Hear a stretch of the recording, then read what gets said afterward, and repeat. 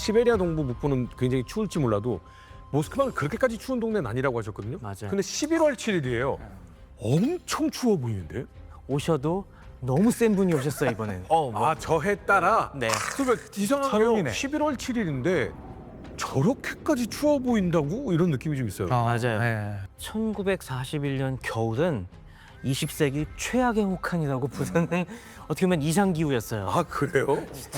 그래서 뭐 이제 150년 만에 추위, 200년 만에 추위 나오는 얘기가 그건가요? 아, 맞아요. 저 때는 진짜 그랬습니다. 딱 전쟁 기간에? 네, 11월 중순에 갑자기 최저 기온이 영하 20도 밑으로 곤두박질 치기 시작했어요. 영하 20도? 네, 가장 추운 1월 달에는 좀 도시에서 벗어난 외곽에서는 네. 영하 50도까지 기록되는 이런 믿기지 않은 일들이 벌어집니다. 방어선이 있는 지역인 거잖아요, 그러면. 그렇죠. 바로 전날까지 진흙탕에 처박혀서 아, 힘들다 못 빼겠다. 나중에 고치자라고 했던 게 다음 날 보니까 다 얼어 있는 거예요. 이 파묻힌 채로 얼어붙어 있어요. 저기 보시면은 다 곡괭이 지급하고 있잖아요. 아. 이게 뭐냐면 깨서 저거. 네, 진흙탕에 빠진 채로 얼어붙어버린 이 지금 바퀴 빼는 겁니다. 아. 이 상황이 되다 보니 그대로 버리고 갈 수밖에 없었던 차량들이 굉장히 많았습니다. 더 큰 문제는 기관차까지 망가집니다. 기차까지. 그러면 겨울옷 갖고 올 기차가 그렇지, 보급품을 그 당시에는 증기 기관차가 많잖아요. 서유럽의 기관차는 증기 배관이 바깥으로 노출돼 있는 게 많았어요. 그러니까 이것도 마찬가지로 겨울이 되면 너무 혹한이 몰아치면은 그게 다 얼어붙어 갖고 얼어 터지는 거예요. 그러면 일로 계속 나가줘야 되는데 못 나가게 그러니까 돼서. 스팀이 안 도는 거죠. 그렇죠. 저는 이제 이해됐어. 왜 기차가 그렇게 편수가 줄었는지에 대한 근원적 이유를 찾지 못했는데. 복합적이에요.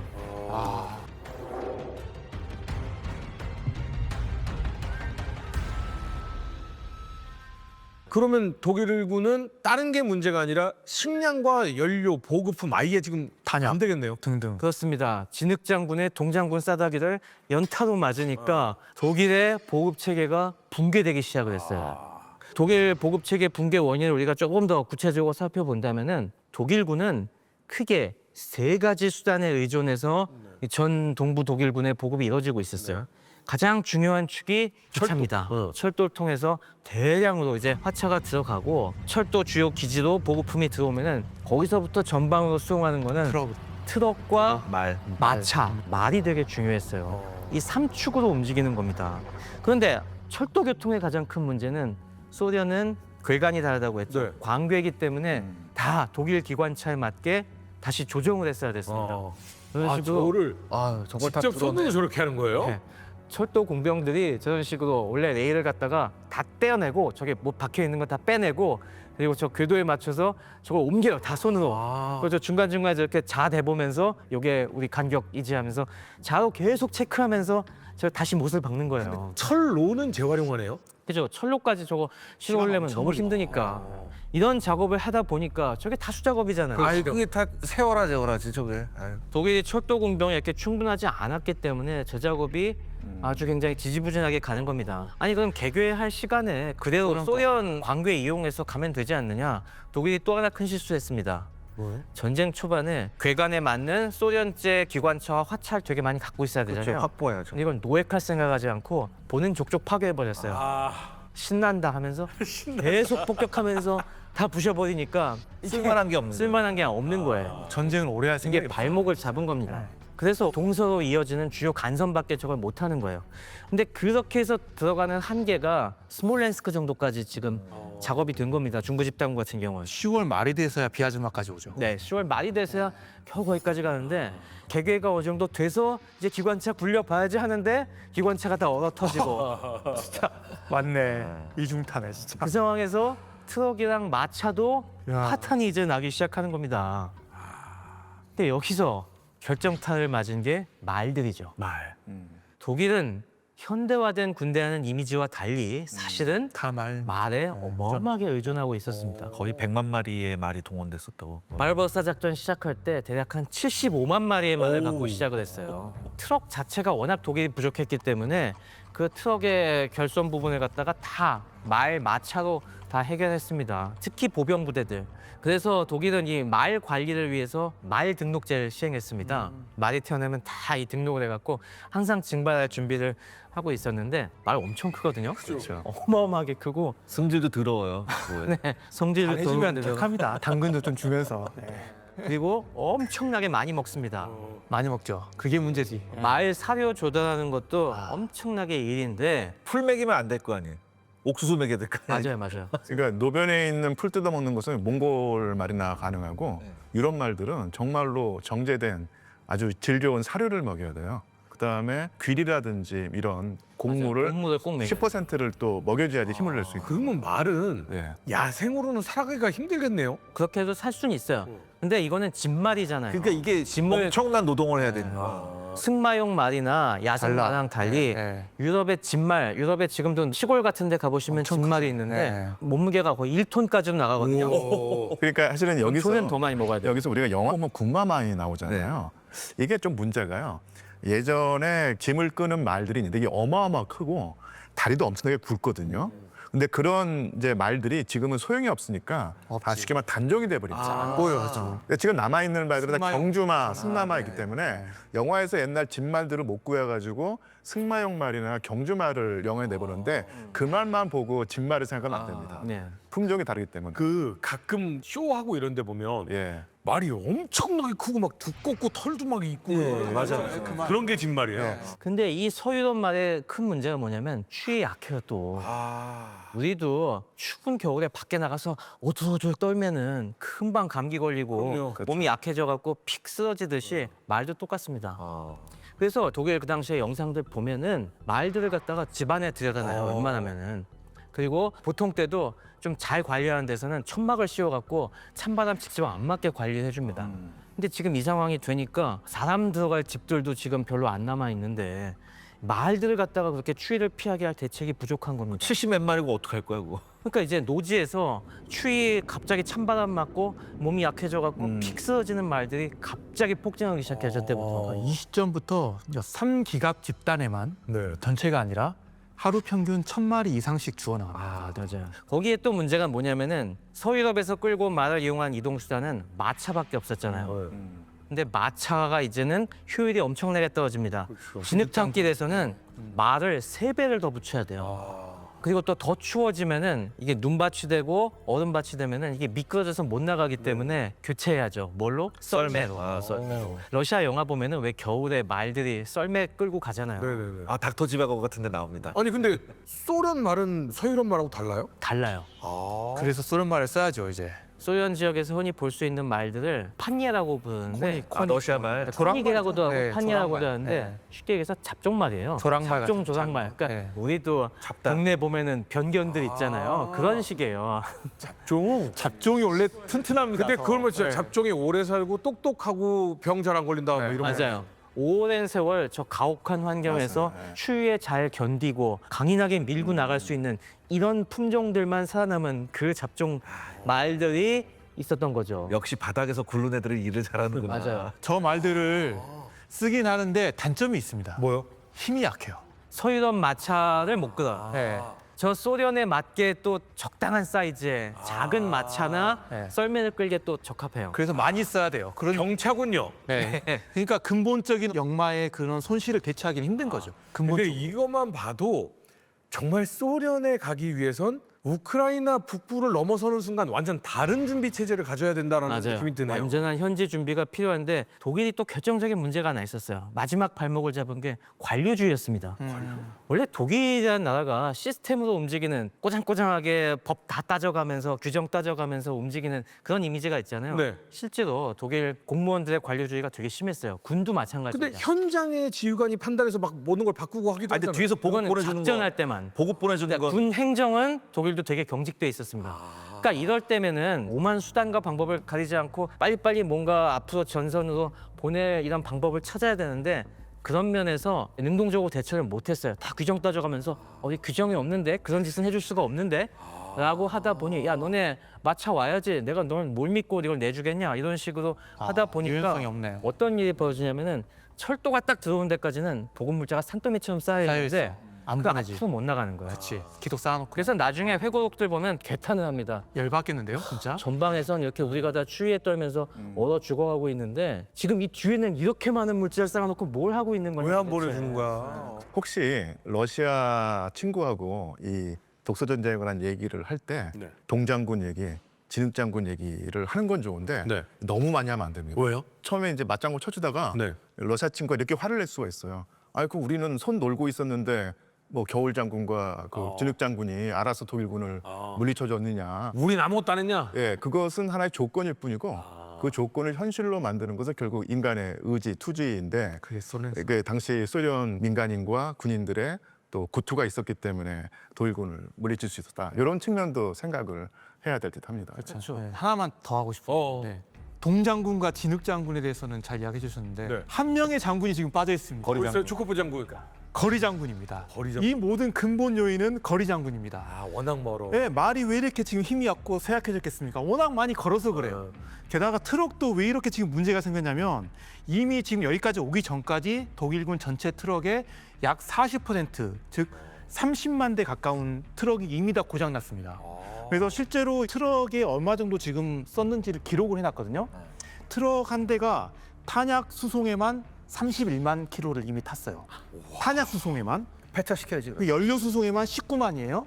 그다음에 다른 부품을 실는 데만 6만입니다. 그러다 보니까 트럭 한 대가 여기까지 오는데 약 56만 킬로를 왔다 갔다 한 거예요. 계속 이 이렇게. 정도면은 10년 탄 영업용 택시야. 네, 아, 그죠. 그러니까요. 네. 그거를 굉장히 짧은 몇 개월 안에 했다고 하는. 그 근본 요인은 역시 우리 거리 장군님도 무시하면 안 된다. 맞습니다. 네. 후방엔 따뜻한 옷과 젖과 꿀이 있습니다. 하지만 동장군님과 진흙장군님 때문에 전방의 독일군에겐 전혀 닿고 있지 않습니다.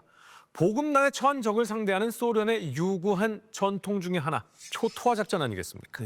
독일이 바르바로사 작전을 계획할 때 보급 문제가 제일 중요할 텐데요. 아무리 현대화된 군대라고 하더라도 모든 것을 다 자체 수송으로 물자를 나르지는 않고 현지 조달을 있죠. 하게 말해야 되거든요. 그래서 바르바로사 작전을 구상할 때 소련 현지에서 절반 이상을 현지 징발을 할 것이라는 걸 가정하고 했던 거예요. 그런데 독일군이 가보니까 진짜 아무것도 없는 거예요. 아무것도 없다. 구데리안 장군도 나중에 회고록을 쓸 때 우리가 그 서유럽에서 하는 전쟁을 상정하고 보급 문제를 생각했는데 이렇게 철저하게 초토화를 할 줄은 몰랐다는 겁니다. 네. 그러면서 이제 서부와 동부의 차이점을 얘기했는데 말도 수백만 피를 동원했는데 건초를 못 주니까 말이 폐사가 되고 말이 폐사가 되니까 보급이 또 안 보급이 되죠. 또 안 되고 약순환이 되는 것이죠. 네. 그리고 건물을 사용해서 겨울 추위를 피할 생각을 했는데 다 때려 건물이 다 없어지니까 독일군 병사들이 그 노숙을 해야 되는 사이고 그럼 완전 몸이 축나잖아요. 그렇죠. 체력이 저하돼서 그렇죠. 전투력까지 떨어진다는 얘기입니다.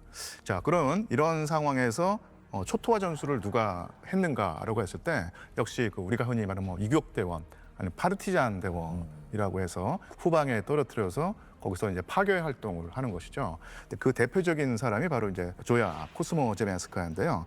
이 코스모 제멘스카야의 어떤 일대기를 살짝 소개를 하자면 1923년에 태어났습니다. 고등학생 나이 때 이제 콤소몰, 그러니까 우리말로 옮기자면 청년 공산주의자 동맹에 가입을 했고 여기서 열성적으로 체제에 충성을 했고 전쟁이 터지니까 자원 입대를 합니다. 이때가 18살이었고 페트리 쉐버라고 하는 마을이 있는데 여기에 투입되어서 농가 그리고 마국간을 다 불지르는 역할을 맡습니다. 그러다가 두 가지 설이 있는데 하나가 뭐냐면 주민 신고로 붙잡혔다. 아니면 2인조로 투입이 됐는데 동지의 배신으로 붙잡혔다는 설이 조금 더 강하긴 한데 이때 독일군이 사실은 뭐 가만히 있지 않겠죠. 그렇겠죠. 파르티잔이니까 이거는 그 비정규군으로 분류를 해서 포로 대우를 하지 않고 사실은 뭐 직결청도 상관없. 그렇죠. 정규군이 포로를 잡혀도 가만 안 두는데 그러니까 이런 식으로 비정규군이 잡혔으니까 쉽게 말하면 우리는 조리돌림이라고 하죠. 목에다가 나는 빨치산이다라고 하는 그 편말을 걸고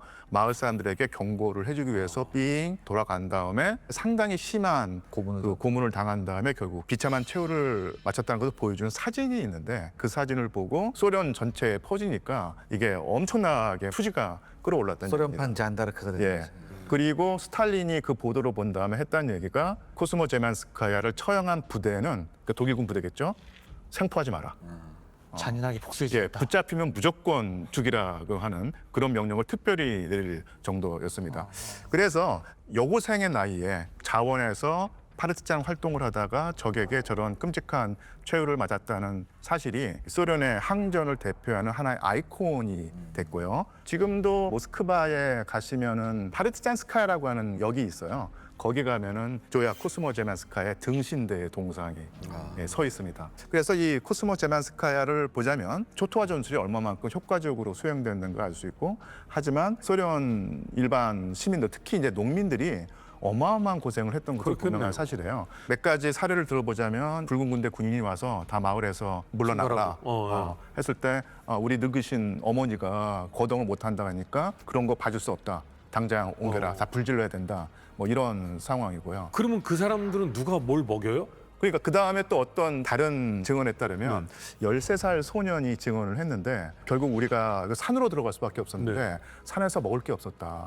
뭐 이런 내용이죠. 그럼 국민들이 먹을 거 이런 거는 전혀 상관없이 초토화 작전을 그냥 실행하는 거네요. 예, 그래서 사실은 그 스탈린이 말한 일체의 어떤 물자를 넘겨주지 말라고 하는 것이 결국은 소련 일반 시민들, 특히 농민들에게 어마어마한 고통을 했고, 또 하나 이게 전통이란 게 우리 사실 한국 사회도 청야 전술이라고 해서 청야 전술이라고 하죠. 예, 진짜 그야말로 완전히 그 들판을 싹 밀어버린 거 아니겠습니까? 초토화 전술이 그만큼 완벽하면 완벽할수록 소련 인민은 그에 비례해서 멈춤난 고통을 겪었다. 그렇죠. 스탈린은 결국에 이걸 공식화해서 명령으로 내립니다. 이게 유명한 스탑카 명령 428호인데 이게 이제 모스크바 공방전 앞두고 내린 거예요. 이게 유명한 명령에서 제가 이거 하나 카피를 떠서 갖고 있는데, 이 명령서 내용이 한때 이게 되게 독소 전쟁사에서 논란이 됐었습니다. 왜요? 이게 이 명령을 그냥 말을 안 듣기 때문에 각종 강제 수단을 동원을 했는데, 그 중에 하나가 독일 군복을 입혀서 병복을 해갖고 아예 후방에서 후방 작전을 하게 명령을 했다는 그런 설이 한때 파다하게 돌았어요. 자국민을 자기 군대 갖추고. 이 얘기가 나왔었는데, 이게 나중에 원문이 이렇게 공개가 되니까 그렇게까지는 안 했지만은 어쨌건 아까 교수님이 설명해 주신 대로 무슨 수단을 다 써서라도 적의 진격을 막기 위해서 다 불태워라는 거는 이렇게 확인이 되고 있습니다. 근데 소련 인민들이 더더욱 참 힘든 게 자국의 지도자인 스탈린도 이런 명령을 내렸지만 독일군도 만만치는 않았죠. 그렇죠. 더 끔찍한 일은 독일에서 먼저 기획을 하고 있었어요. 홍어플란, 기하 계획이라는 작전이 이미 전쟁 시작하기 전부터 준비가 되고 있었습니다. 기아, 그러면 이제 배고프게 만들겠다. 헝거플랜. 네. 바르바로사 작전을 시작하기 전에 5월 달쯤에 독일에서 만약에 우리가 러시아를 점령한 다음에 현지에 있는 소련 주민들을 어떻게 처리할 것이냐, 이걸 고민한 겁니다. 우리가 독소전에 여러 가지 성격이 있지만 그 중에 하나가 절멸작전이라는 얘기를 누누이 했습니다마는, 소련 드넓은 땅을 갖다가 이제 차지하면은 이 주민들이 다 무슨 필요가 있냐, 그리고 이들은 결국에 우리에게 점령의 짐만 된다. 이들이 후방에서 어떤 짓을 할지 모르니까 소련 주민들 갖다가 인위적으로 우리가 줄일 필요가 있다. 근데 이 사람들 갖다가 그냥 다 하나하나 쏴 죽이는 거는, 이거는 인도적으로 너무 큰 부작용을 불러일으킬 수 있으니까 자연스럽게 인구가 감소할 수 있게 식량 보급을 차단하겠다는 우리의 노력을 최소화하면서 그건 진짜 퍽이나 인도적이네요. 그러니까 붕괴할 대목이긴 한데, 악마가 아닌 이상 이런 계획을 세울 수가 있나요? 결국 가스실도 이제 이런 관점에서 나오는 거잖아요. 그래서 이 방법으로 약 2천만 명에서 3천만 명 정도의 소련 주민들을 감소를 시키겠다. 이런 계획을 세웁니다.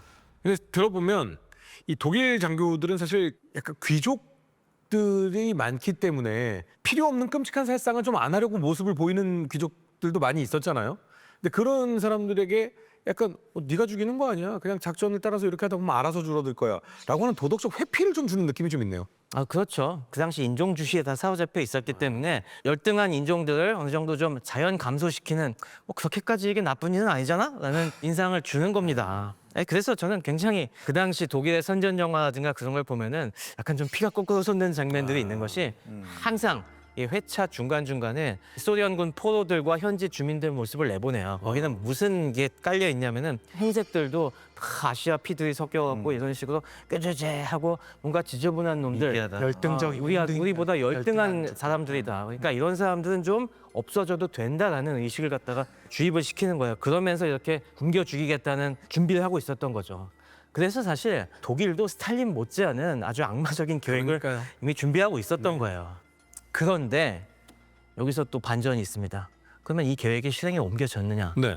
참 아이러니하게도 스탈린의 이러한 초토화 작전 때문에 이 아사 계획을 실행하지 못합니다. 왜요? 뭐 있어야지 사실. 초토화 작전을 통해서 조직적으로 소련의 여러 가지 기반 시설들을 싹 파괴하고 공장은 옮겨가고 하니까 당장 문제가 벌어지기 시작을 했어요. 독일군조차도 현지에서 조달할 식량이 남아있지 않고 몸 누일 곳이 없으니까 당장 이런 것부터 재건해야 될 필요가 생긴 거예요. 그러니까 독일군이 일단 살 수 있을 환경까지는 복구를 시켜야지 그다음에 뭘 할 수가 있는 건데 그러려면 뭐가 필요해요? 노동력이 필요. 현지 노동력이 필요하잖아요. 그러니까 이 사람들 지금 죽일 게 아니다. 일단은 이 사람들 이용을 해서 일단 복구를 하고 그리고 좀 괜찮아지면 그다음에 생각을 해보자 이런 식으로 밀어두게 됩니다. 그럼 어떻게 보면 소련 주민들은 독일군 덕분에 일단은 바로 굶어 죽지 않고 버틸 수 있는 상황도 됐네요. 그 덕분은 아니지. 독일군이 안 왔으면 청약 작전을 할 필요도 없잖아. 근데 이제 이게 그렇긴 하죠. 또 전선에서 혹은 일반 병사들 입장에서는 어떤 마음으로 소련 이제 마을에 들어갔을까? 동장군이 찾아온 입장에서는 자연스럽게 악랄한 행동을 하게 됩니다. 이게 뭐냐면 소련 집이 남아 있으면 거길 들어가는 거죠. 네. 살고 있을 거 아니에요, 사람들이. 그러면 쫓아냅니다.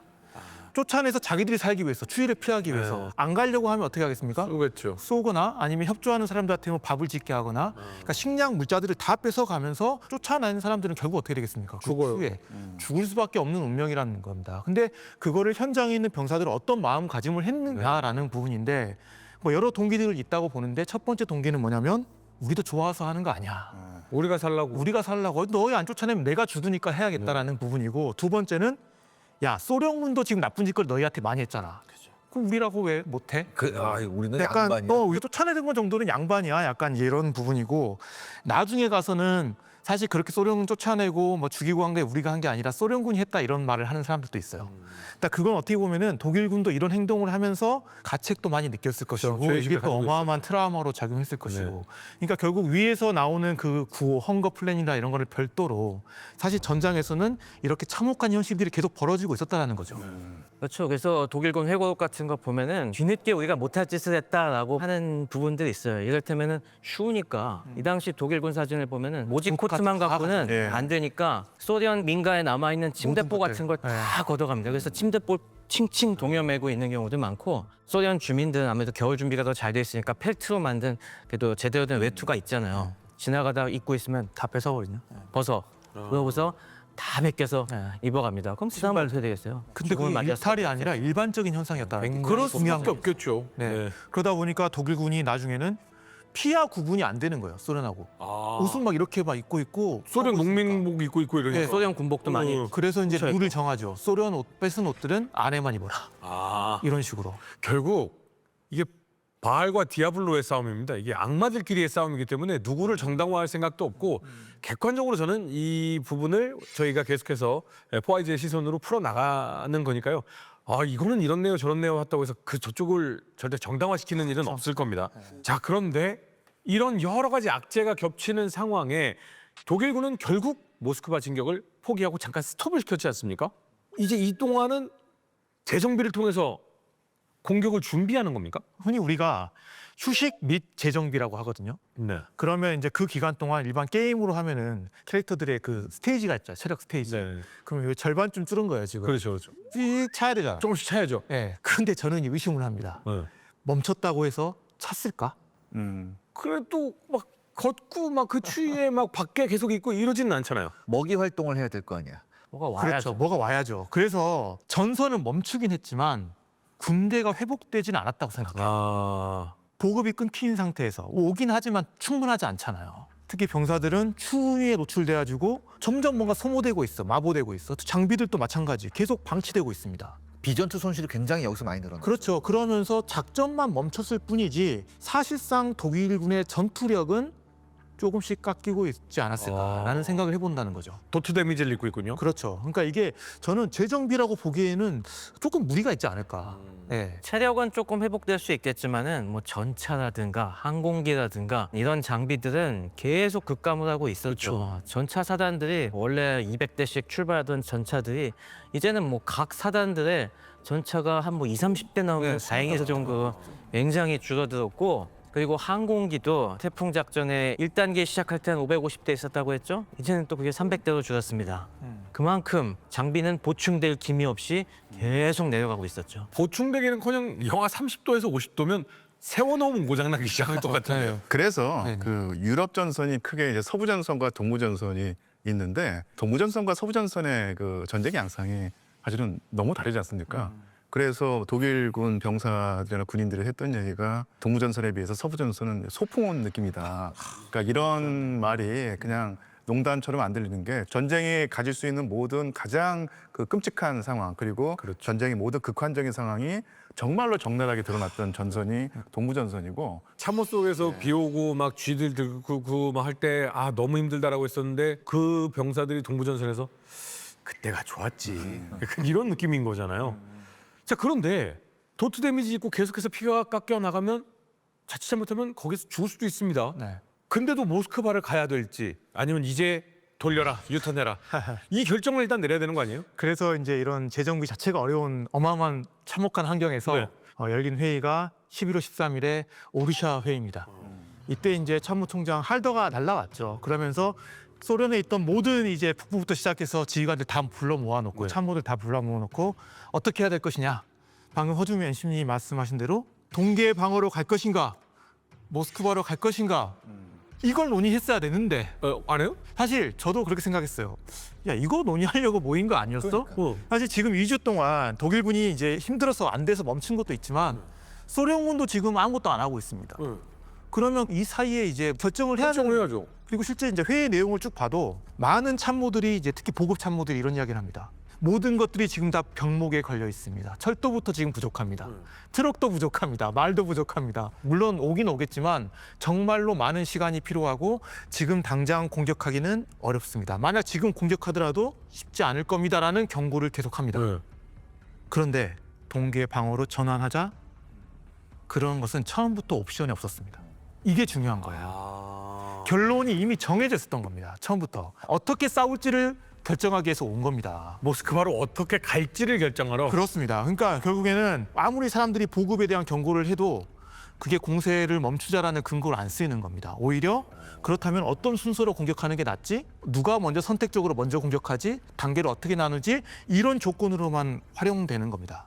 할더가 지금 그 최전방에 있는 거잖아요. 그렇죠. 그러면 병사들의 모습이나 보급의 상황을 직접 눈으로 보고 있잖아요. 판서가 날라와서 이미 상황을 다 들었죠. 네. 그 이미 육군총사령부 안에서는 어떤 생각을 하고 있었냐면 여기서 중단하면 절대 안 된다. 여기서 중단하면 후퇴로 볼 수 있고 이거는 정치적으로 사기 면에서도 매우 위험하다라는 부분이고 사실 저는 이제 이 부분에서 조금 이해는 됩니다.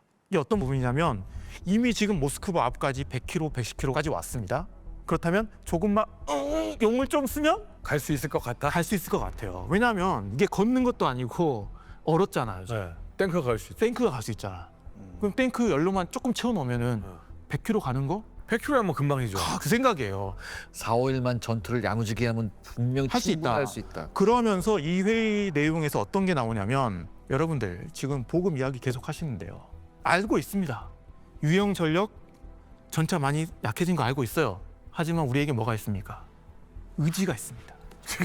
그 윌레라고 표현하나요? 독일어로? 빌레가 있습니다. 여러분들 실패를 하게 된다면요. 그 실패는 여러분들 의지 부족으로 생긴 문제입니다. 여러분들 성공한다면 역시 의지가 충만한 우리 나치 독일이기 때문에 할더 옆에 이시카와 대자가 있었나요? 제 이 말하고 싶어. 이게 독일군 맞나요? 이건 마치 인팔 작전에 무다구치 렌야가 한 말 아닙니까? 아 일본이 독일한테 배운 게 많네요. 근데 이렇게 판단한 배경에는 그 당시 일단 독일의 정보 실패가 있어요. 소련 예비대 상황이 얼마나 남았는지 이걸 파악해야 되잖아요. 네. 근데 이제 정말 소련의 예비대가 소진됐다고 결론을 내리고 있었어요. 그러니까 지금 우리도 힘들지만 소련은 완전히 거덜난다. 네. 여기서 우리가 한 번만 더 밀어붙이면은 소련이 먼저 주저앉는다. 그러니까 여기서는 밀어붙여야 한다. 이 결론을 얘기하니까 할더가 그동안 너네 계속 틀렸는데 이번에는 그래도 한번 믿어봐야겠지? 라고 생각하고 근거로 삼은 게 있고요. 네. 그다음 제가 생각하기엔 더 중요한 문제가 있습니다. 저희가 이 독서전쟁까지 오기 전에 빌드업을 엄청나게 길게 했잖아요. 네. 프로이센 시절부터 해서 보불전쟁, 1차 세계대전을 했는데 저희가 그렇게 말씀드린 이유가 있습니다. 왜냐하면 그 역사가 이 시대 독일군 장군들의 생각을 결정짓는 중요한 요소이기 때문입니다. 그 당시 이 모스크바 앞에 위치한 독일 장군들에게는 지금 처지가 유구한 독일 군사사 전통에서 딱 오버랩되는 지점이 있었어요. 그게 어디였냐면 1차 세계대전 때 마른강이었어요. 저희가 1차 세계대전에서 무슨 얘기했습니까? 독일군이 쫙 국경지대 전투하면서 파리를 향해서 전진하다가 마른강에서 영국군이 한번 푹 치고 들어올 때 활짝 놀랐죠. 놀라면서 아 좀 정비하고 가야 돼 하면서 후퇴했잖아요. 네. 근데 그 후퇴가 일시적 후퇴가 아니라 결국에 영원한 후퇴가 됐죠.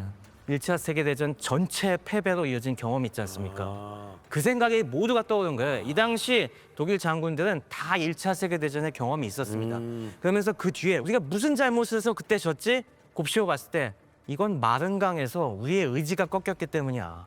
그때 헨츠 중령이랑 소 몰트케 그 양반들이 의지가 꺾이고 거기서 물러났기 때문에 우리가 진 거야.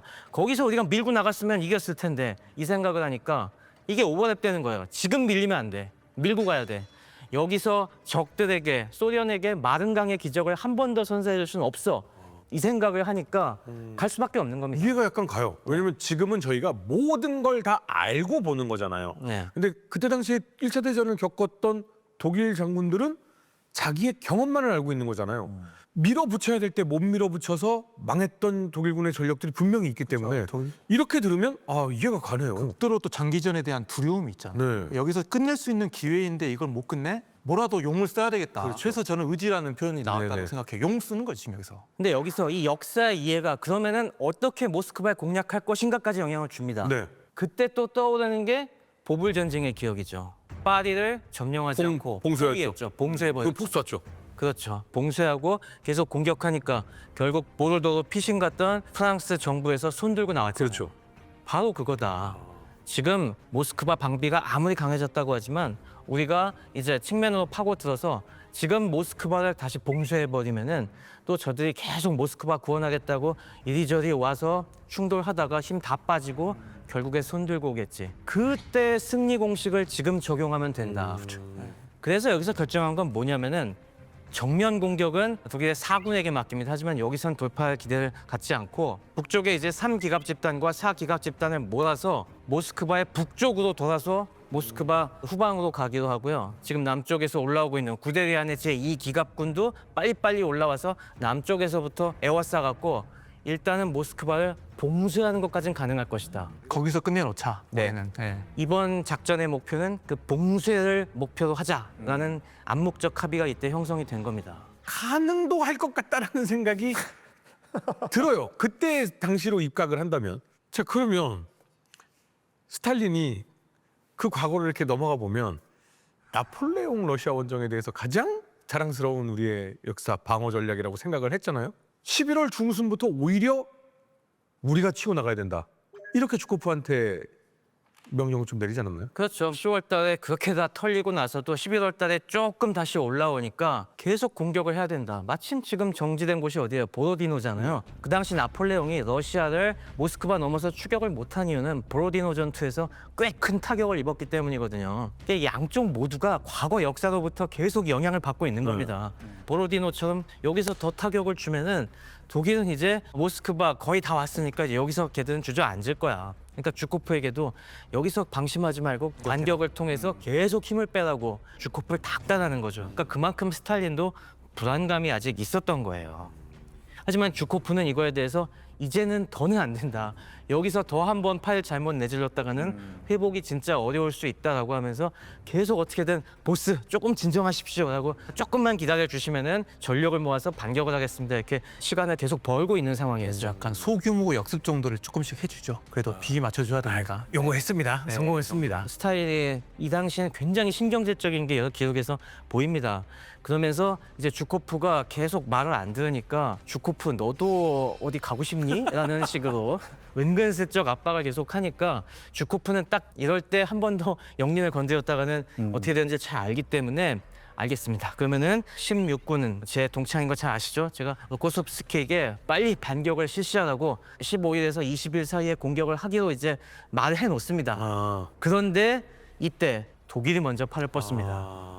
최 박사님이 지금 스탈린과 주코프의 관계를 재미있게 설명해 주셨는데 그 부분을 볼 때마다 드는 느낌이 주코프는 쓴소리, 고언과 아부에 줄타기를 정말 잘합니다. 진짜 그것도 능력 아닙니까? 예, 맞습니다. 예.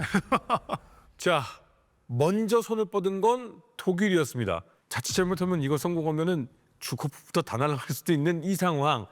항상 가장 먼저 움직이는 거는 구데리안이겠죠.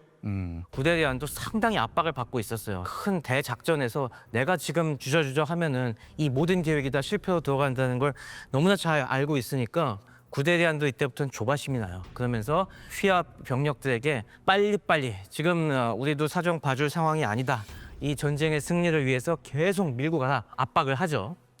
근데 문제는 지금 구데리안의 부대가 저 남쪽 모스크바에서 한참 남쪽인 툴라와 또 이름도 참 재밌지 스탈리노고르스크 딱 그 사이에 지금 갇혀 있었습니다.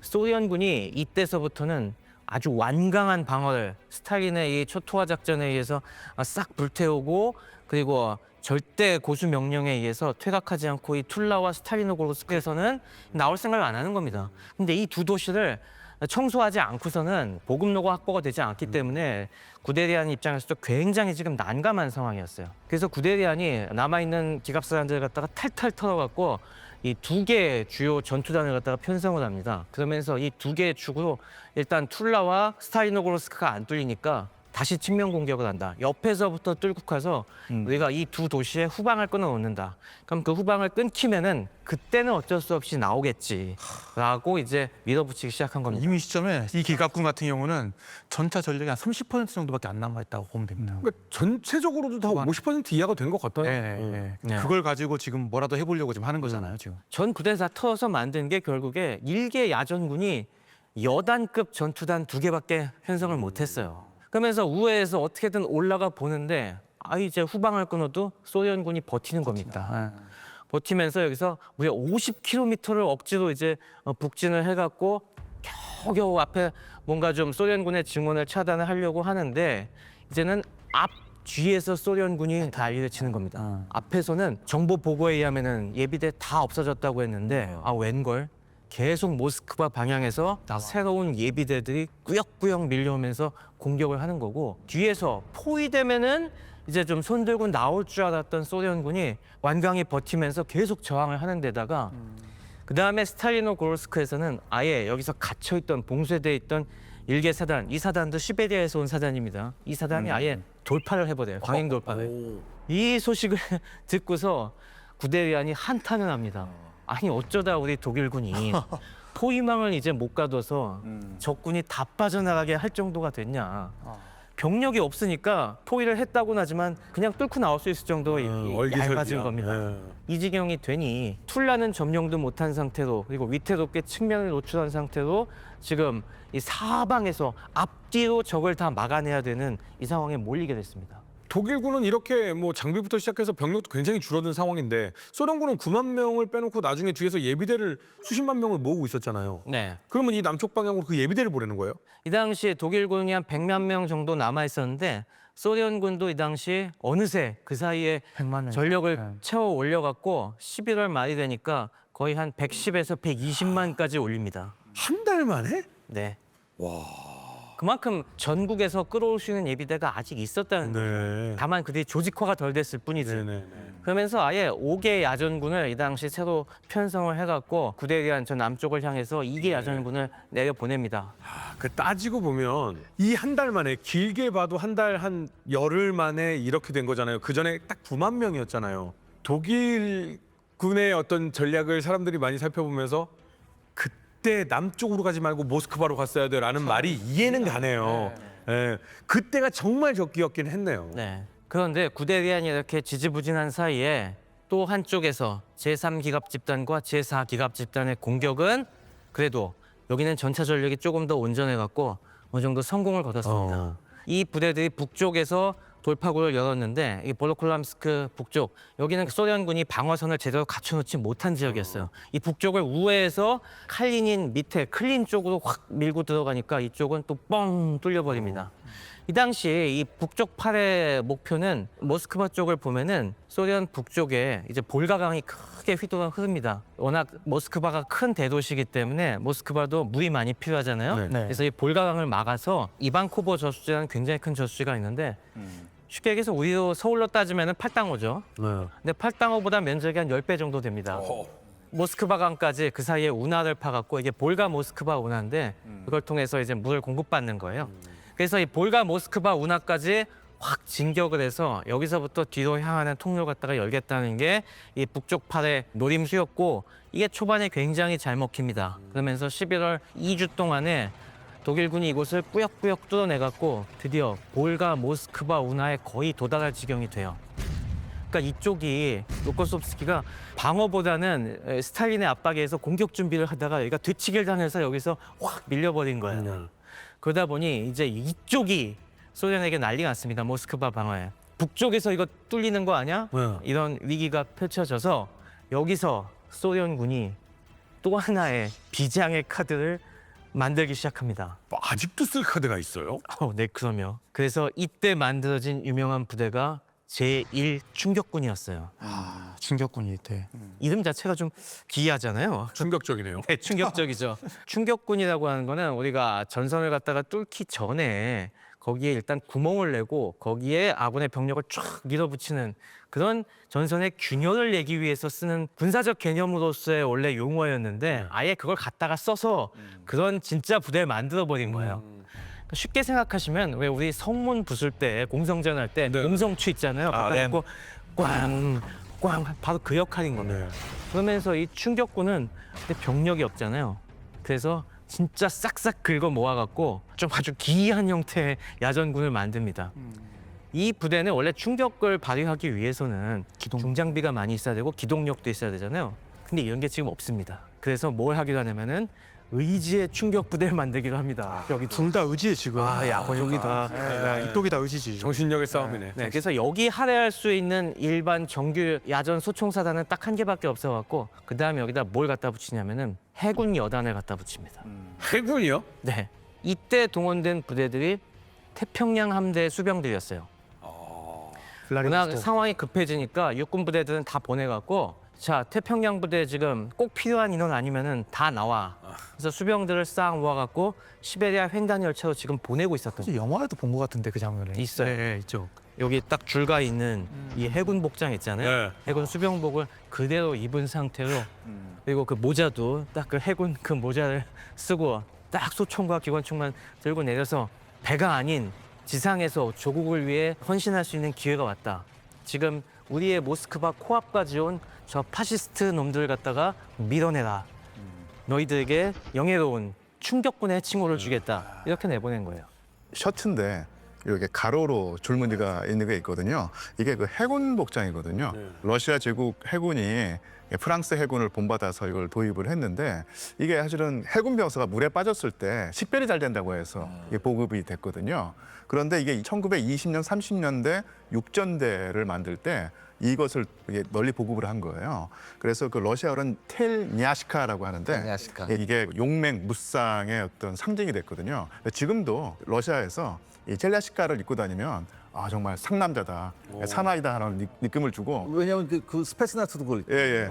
그래서 이제 그 러시아 병사들도 군인 정신을 강조하기 위해서 아주 이거를 자랑스럽게 입고 다니는 그런 복장인데 바로 이때 그 첼라시카를 입은 병사들이 그야말로 충격적인 데뷔를 하게 되죠. 그 보통은 사실 해군과 해병은 분명히 네. 다른 느낌이 있는 건데 강성적인 이미지들은 해병인 건데 러시아는 소련은 해군이 약간 그런 이미지가 있는 거예요. 예, 예. 그러면서 이 볼가 모스크바 운하 중간에 야흐로마라는 그런 도시가 있습니다. 그래서 이 야흐로마까지 결국에 독일군의 7기갑사단 병력들이 와서 아 드디어 우리 1차 목표 운하선을 왔다 하면서 이 교두보를 장악하지만은 그때 이 바로 건너편에서 집결한 제1충격군이 여기서 우라 하면서 되게 반격에 나선 겁니다. 그래서 거의 알보병에 가까운 그리고 일부 스키 부대가 보강된 이들의 공격에 밀려날 수밖에 없었던 겁니다. 그러면서 다시 운하 교두보를 갖다가 내주고 쫓겨가게 됩니다. 생각보다 물불을 안 가리고 굉장히 잘 쐈습니다. 그래서 독일군이 깜짝 놀래요. 충격을 받았겠네요. 네, 굉장히 충격을 받았어요. 그리고 무엇보다 큰 충격은 그거 아니에요? 얘네들 이제 병력 없다며. 맞아요. 근데 새삥 옷을 입은 처음 보는 부대가 저렇게 잔뜩 있어. 이게 제일 큰 충격이었을 것 같아요. 전쟁 전 기간 동안 이 해군 육상전에 참여한 게 무려 35만입니다. 아, 크네요. 굉장히 큰 숫자입니다. 네. 35만. 그리고 이들이 희한한 건 지상전 임무를 수행하면서 숙련도가 또 올라가요. 그래서 이들이 이 모스크바 방어전뿐만 아니라 후에 있을 스탈린그라드에서도 활약하고 곳곳에서 굉장히 많은 활약을 하고 그리고 심지어 일부 함포는 떼어내서 가지고 왔어요? 아니면 최대한 함포를 적한테 해안이나 뭐 이런 데서 가까이 붙여서 과감한 공격도 하고 합니다. 맞습니다. 그래서 그거에 엄청나게 놀랐고 여기서 슈코프는 이게 다 내보낸 게 아니었어요. 또 있어요? 아껴놓고 있습니다. 아껴놓고 있습니다. 모스크바 후방에 대대한 상대로 2개 야전군을 내보냈지만은 모스크바 동쪽에 혹시라도 뚫릴까봐 그 뒤에 이미 3개 야전군을 또 대기시켜 놓은 상태였어요. 그거 없어지면 또 될 준비도 하고 있었고. 독일군은 이걸 까맣게 모르고 있는 상황이고요. 자, 지금 얘기를 들어보면 이제 독일군 끝장났는데요. 마지막 모스크바를 향해 불꽃을 태운 부대가 독일군의 제2기갑사단이었어요. 일부 병력을 갖다가 길을 찾아봐 하면서 전진을 시킵니다. 그래서 모스크바시 외곽으로 뚫고 들어가는데 성공을 해요. 그러면서 이 당시에 아주 인상적인 보고를 하죠. 크렘린의 빛나는 첨탑을 봤다. 이런 보고를 갖다가 날리면서. 도시에 가까워져 오니까 곳곳에 지뢰가 매설돼 있냐. 이때 소련군이 집중적으로 매설한 지뢰가 지금까지도 우리를 괴롭히고 있는 목함 지뢰입니다. 아, 발목 지뢰. 네. 여기서부터 어마어마한 밀도로 소련군이 깔아놓기 시작하니까 여기서부터는 정말 말 그대로 발목이 잡히는 거예요. 근데 이제 이 시점에서 독일과 소련 두 나라에서 모두 그 군사적인 어떤 그런 리더십이 변화가 있게 됩니다. 독일에서는 히틀러가 육군 총사령관이 됩니다. 예? 첫 번째 내린 명령이 뭐냐? 모든 독일군 부대 전면 퇴각 불가 진행시켜. 아, 슈먼트가 큰일 했네.